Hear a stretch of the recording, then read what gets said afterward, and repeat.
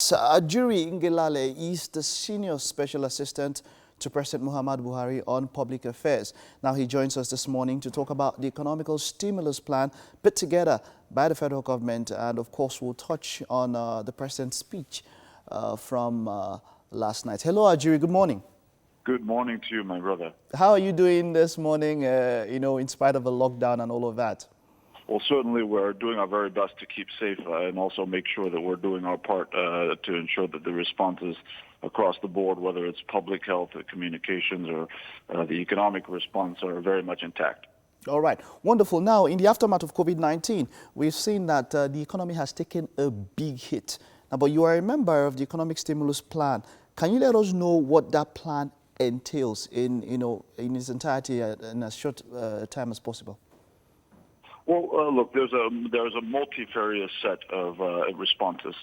First of all, we've been telling our people, about how, of course, that there's a great opportunity that exists in a crisis. But I want to be very clear about what we mean by that. We are in a situation right now. If you look at the global economy before COVID-19, global supply chains either began or ended in China. And what that has meant is that when productivity and manufacturing and all of these other economic activities essentially shut down in China, you had the reverberating impact across the global economy. And so now I think you're having wealthy industrialized nations, particularly in the West, now saying, look, we can't put all of our eggs in the Chinese basket in case the basket tips over. So we need to now diversify into potentially other new manufacturing and production hubs. And that's where Nigeria can come in, because obviously we already have a ready-made massive market. We have a massive pool of educated citizens. We have a massive pool of uneducated but skilled labor that is affordable labor. So right now, what we have to do is we now have to deepen very, very quickly our soft and hard infrastructural development. Obviously, in terms of soft infrastructure, you're talking about the kinds of regulatory reforms that this administration has already been putting in place, which has seen us skyrocket up the charts in terms of the World Bank's ease of doing business reforms. Now we're also going to deepen our investments in the hard infrastructure, the roads, bridges, airports, seaports, to ensure that we can bring down the cost of production for industries and factories and organizations that are going to be coming into Nigeria as a result of some of the realignments that are taking place in the global economy. So for us, the Economic Sustainability Committee was put in place by President Muhammadu Buhari. It is chaired by Vice President Professor Yemi Osinbajo. And what you're now seeing is across board, from the Ministry of Education to aviation to transportation to health, trade and investment, works and humanitarian affairs, disaster management, and social development. Across the board, you're having ministries come in and they're basically bringing in their programs and activities that essentially have to do with the highest amount of job creation potential possible, so that we can target those programs and projects that will create the most amount of jobs, and we can fund and implement those projects simultaneously in a manner that will get the maximum amount of jobs created in the shortest amount of time to provide the kind of economic stimulus that is required now. And I just want to add very quickly that the Minister of Finance, Budget and National Planning has already come out to announce the President's Special Public Works Program, which is going to take 1,000 young Nigerians from every single local government area of the Federation. That's 774,000 young people that are going to be working on things like social housing construction, urban and rural sanitation, road rehabilitation, irrigation construction, tree planting, amongst many others. So this is a very, very comprehensive set of economic responses. And when that process is completed and approvals are made by President Muhammadu Buhari, certainly those details will be made public for everybody to know and key into. Okay, Ajuri, wonderful. Now, this is all nice talking about it, but to the common man, at what stage are we in the implementation of this this stimulus plan? At what stage are we? How long will it take to get to the point where we can say that it has fully, been implemented?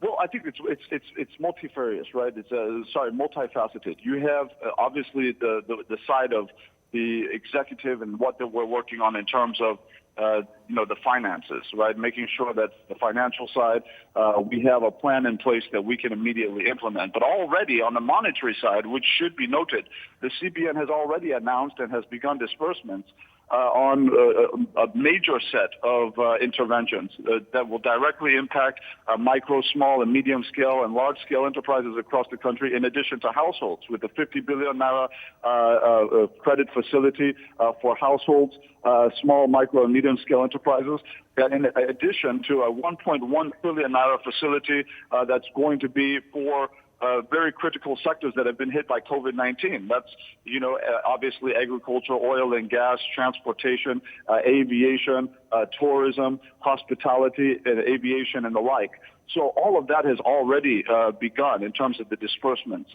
Okay, now, Ajuri, please. Yeah. You mentioned something. You said it has begun. Now, I know a number of people who are saying that they don't qualify, while a number of people are also saying that they don't know the requirements or, should I say, what is required from them to be eligible for this stimulus, package when it comes to small businesses. Can you tell us a bit about that? What are the requirements? Yes, what is sure. So what you have, CBN has used the Nursal Microfinance Bank as kind of the loaner institution to get the funds across as the vehicle. Now, we have to put out a form. It's even on my Twitter account. It's pretty much it's been widely disseminated. That's very clear-cut. Anybody who's operating any kind of a small or micro or medium-scale enterprise can easily key into it. You just have to put in your information. You can be eligible to receive the disbursement. I think it's a very straightforward thing. But for us, I think one of the challenges that we have had in terms of the response has been some individuals have said, look, I'm not looking for a facility for my business. I'm more concerned about the direct palliatives, which is why we're working very hard right now. And the president alluded to it in his address of addressing two major segments, right? You have the urban poor and you have the rural poor. The rural poor being those individuals who are in, far-flung communities that, may not have access, for example, to traditional banking institutions. They're not banked. They don't have BVNs, for example. And then you have the urban poor, those individuals who you see on the streets, hawking various goods, and providing some services on the roads at a time when the economy is buzzing as normal. But during the lockdown, they don't have access to those opportunities, which means they're having difficulty even feeding. So for the urban poor, what we've done is through the Ministry of Humanitarian Affairs, we've been able to now work very closely with the telecoms companies through the NCC, the regulator, as well as deposit money banks by use of BVN to now determine who are those individuals who have less than 5,000 naira in their account consistently over the course of the last 4 months. And who are those individuals who consistently top up their credit on their phones with less than 100 naira? So some people are doing 20 naira at a time, 30 naira at a time. These are the people that we're targeting. Based on that data, we're able to determine who it is that we're going to be able to give digitalized payments to directly into their bank accounts from source. We're working very hard on that. We're getting towards the conclusion of that. And at the end of that process, we're going to ensure that we hit as many households. We're talking of tens of millions of households that we're going to be hitting with these digital payments. But we have to do it in a manner that ensures that we do not, hit 2 or 3 people in one household, and then we don't get to reach other households who don't have anybody inside. So for us, we have to make sure that we do only one person per household, and that's why you're seeing the kind of tremendous scrutiny and then kind of logistical kind of groundwork before we begin those payments. Yes, wonderful. You just said something now, and this is the part that a lot of people don't or did not get. You said if you maintain a balance of below 5,000 in your account for 4 months prior to this time, right? That's correct. For 4 months prior to this time, that is when you are eligible for the digital payment into your account. That's correct. So we have to ensure that you don't have a situation where somebody who has 100,000 in their account just withdraws it, and then because of that, you now have a snapshot of somebody who has 0 in their account when in fact there's a history. So we're assessing the history, but not just of the recharges on their phones, but also of their bank accounts to know who truly has been in this cater that we're really trying to we cater to over a period of time. Okay. So, but we've already it has already started being disbursed to them, right? They've already started receiving it.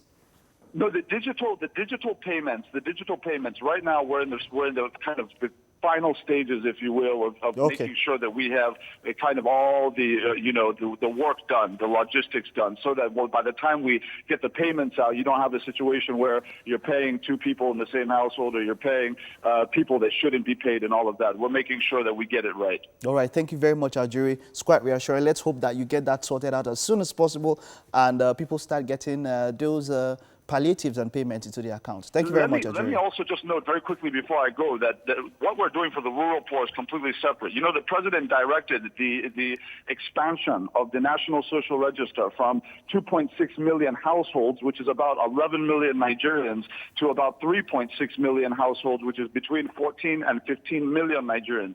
These are for the rural poor. These are those palliatives that will be able to go directly to them, whether in the form of food relief packages or whether in the form of physical cash, because many of these individuals are unbanked in our rural communities. So these are some of the other, that's kind of the other cater that we're targeting as well, and I think that should be well known. All right, thank you very much. Thank you very much. Let's hope that we get these things out as soon as possible, and well done. Thank you very much. Thank you very much. All right, so that was the Senior Special Advisor to the President on Public Affairs, and I hope you're able to pick one or two things there. We'll just take this short break. There's still the final lap to go on the show. You don't want to miss it.